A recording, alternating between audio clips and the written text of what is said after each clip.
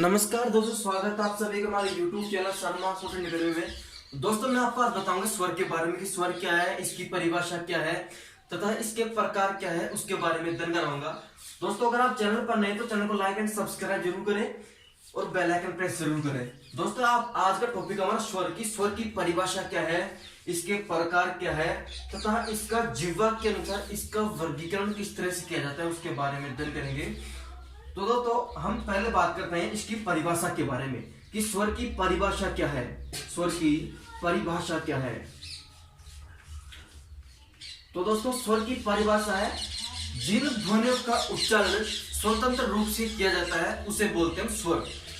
जिन ध्वनियों का उच्चारण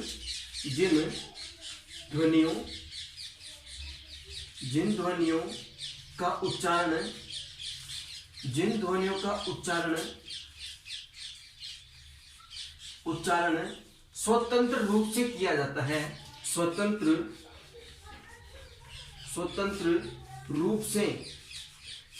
रूप से किया जाता है उसे बोलते हैं स्वर। जिन ध्वनियों का उच्चारण स्वतंत्र रूप से किया जाता है उसे बोलते हैं स्वर।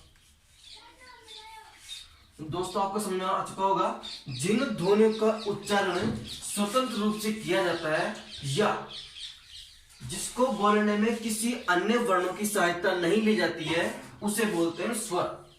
अब बात करते हैं स्वर के प्रकार के बारे में कि स्वर के कितने प्रकार हैं। जी दोस्तों स्वर के दो प्रकार हैं। पहला है प्रकार इसका ह्रस्व स्वर, पहला है ह्रस्व और दूसरा है दीर्घ।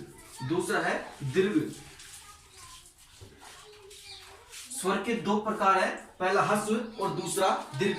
अब बात करते हैं ह्रस्व स्वर और दीर्घ स्वर में अंतर क्या है। ह्रस्व और दीर्घ में अंतर क्या है? जिन स्वरों का उच्चारण करने में कम समय लगता है उसे बोलते हैं ह्रस्व स्वर। जिन स्वरों का उच्चारण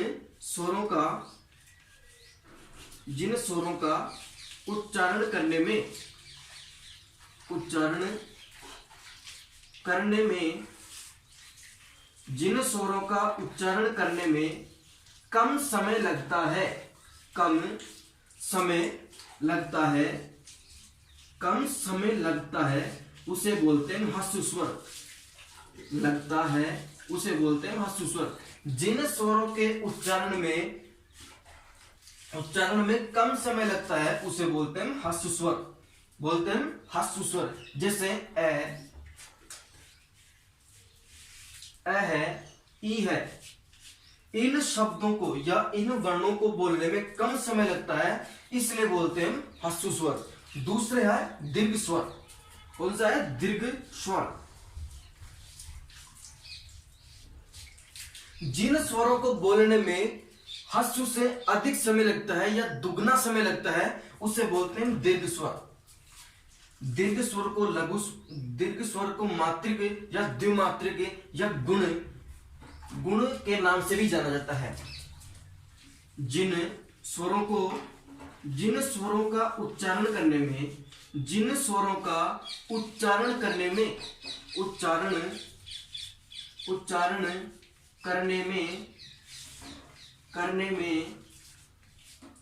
दुगना समय लगता है उसे बोलते हैं दीर्घ स्वर। उच्चारण करने में दुगना समय लगता है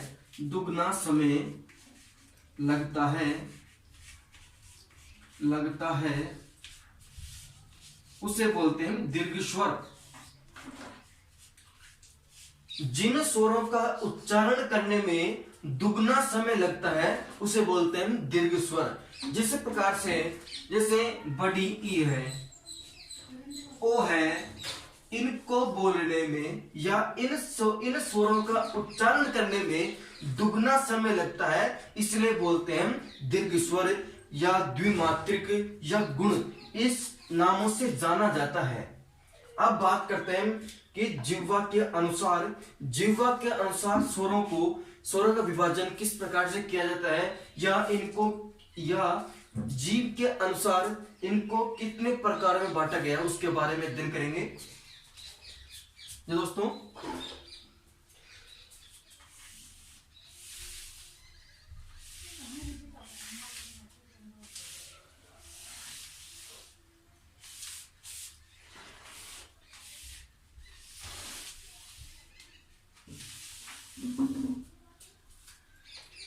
जीव के अनुसार जीव के अनुसार जीव के अनुसार जीव के अनुसार स्वरों का विभाजन स्वरों का विभाजन स्वरों का विभाजन। दोस्तों जीव के अनुसार स्वरों को विभाजन तीन प्रकार से किया जाता है। जैसे वो तीन प्रकार के नाम है ह्रस्व, अग्रभाग, मध्य भाग और पश्च भाग। ये तीन प्रकार है। इसके अनुसार जीव के अनुसार स्वरों का विभाजन किया जाता है। अग्रभाग अग्रभाग, दूसरा है मध्य भाग, दूसरा क्या है मध्य भाग और तीसरा है पश्च भाग। इनके अनुसार जीव के अनुसार स्वरों का विभाजन किया जाता है। ये तीन प्रकार है, इनके अनुसार स्वरों का जीव के अनुसार विभाजन किया जाता है। अब बात करते हैं एक एक की कि अग्र क्या है, मध्य क्या है और पश्च स्वर क्या है। जैसे अग्र स्वर है, जिन स्वरों के उच्चारण करने में जीभ का अगला या अग्रभाग सक्रिय होता है उसे बोलते हैं अग्र स्वर। जैसे जीव का जिन स्वरों का उच्चारण करने में जिन स्वरों का उच्चारण करने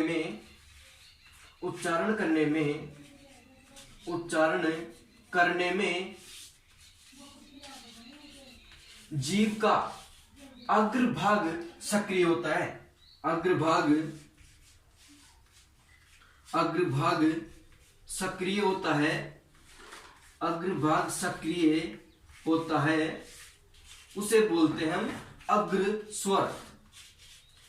जिन स्वरों के उच्चारण में जीभ का अग्रभाग सक्रिय होता है उसे बोलते हैं अग्र स्वर। जैसे ई, जब हम ई बोलते हैं या छोटी ई या बड़ी ई तो हमारे जीभ का अग्रभाग ही सक्रिय होता है, इसलिए बोलते हैं हम अग्र स्वर। दूसरा है हमारा मध्य स्वर। मध्य स्वर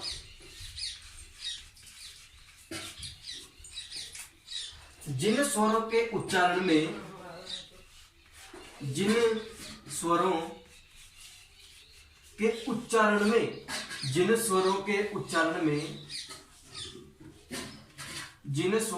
उच्चारण में जीभ का मध्य भाग सक्रिय होता है उसे बोलते हैं मध्य स्वर या मध्य भाग। जिन स्वरों के उच्चारण में जीभ का मध्य भाग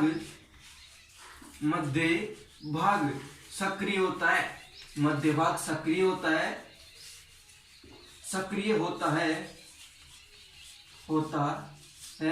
उसे बोलते हैं हम मध्य स्वर या मध्य भाग के नाम से जाना जाता है। और अब तीसरा स्वर है वह पश्च स्वर। जिन स्वरों के उच्चारण में जीभ का पश्च भाग या पिछला वाला भाग सक्रिय होता है उसे बोलते हैं पश्च स्वर। जिन स्वरों के उच्चारण में जीभ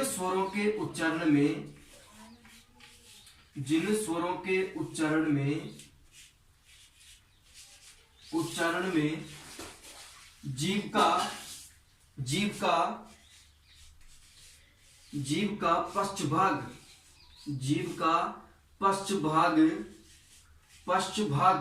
सक्रिय होता है, पश्च भाग सक्रिय होता है उसे बोलते हैं हम पश्च स्वर या पश्च भाग के नाम से जाना जाता है। कि जीभ के अनुसार पिछले वाला जो हिस्सा है जीभ का उसके अनुसार जो शब्द बोला जाता है उसे बोलते हैं पश्च भाग। जैसे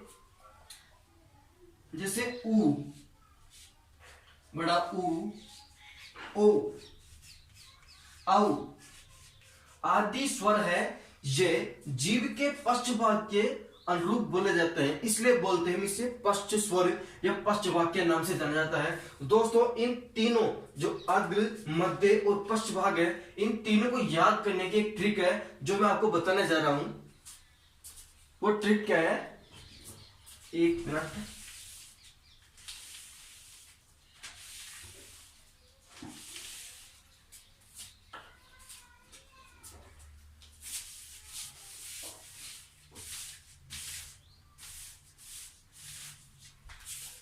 दोस्तों वो ट्रिक है ए के मध्य,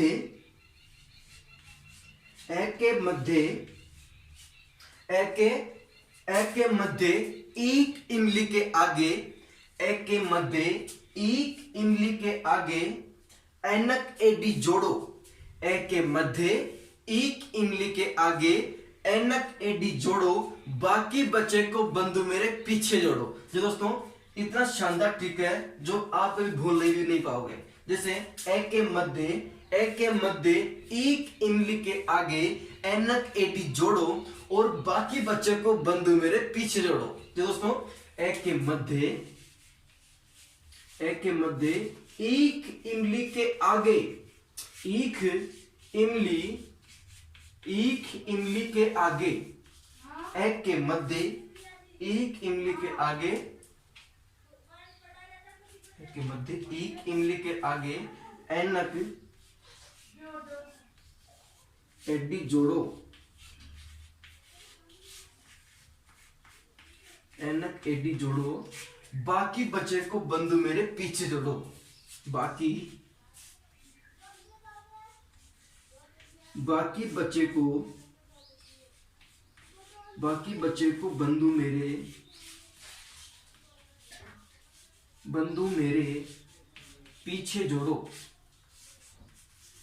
पीछे जोड़ो। दोस्तों आप ये ट्रिक कभी भूल भी नहीं पाओगे, इतनी शानदार ट्रिक है। ए के मध्य ईक इमली के आगे ऐनक एडी जोड़ो, बाकी बचे को बंधु मेरे पीछे जोड़ो।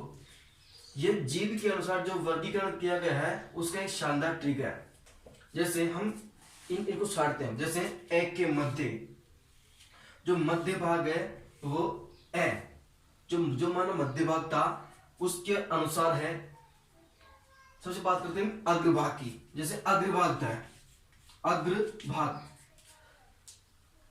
ई और ई, ये दोनों अग्रभाग के स्वर है। ई ऐनक और एडी, ये चार स्वर है जो अग्रभाग में बोले जाते हैं। चार। मध्य भाग की बात करते हैं।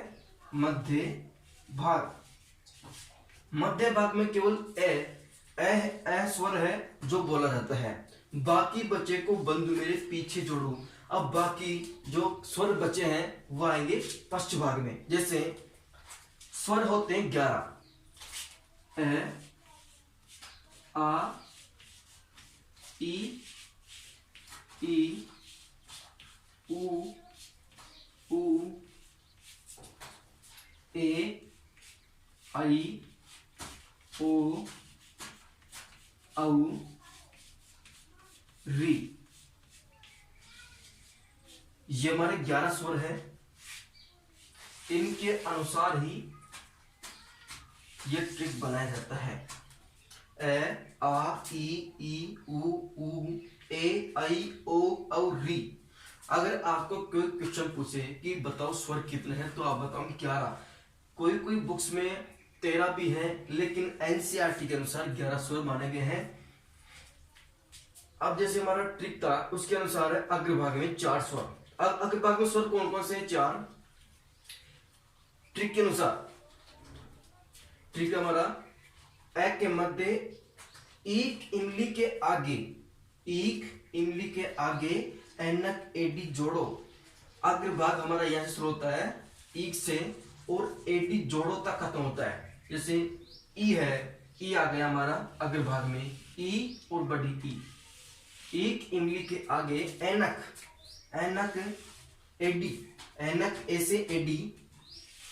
एडी जोड़ो।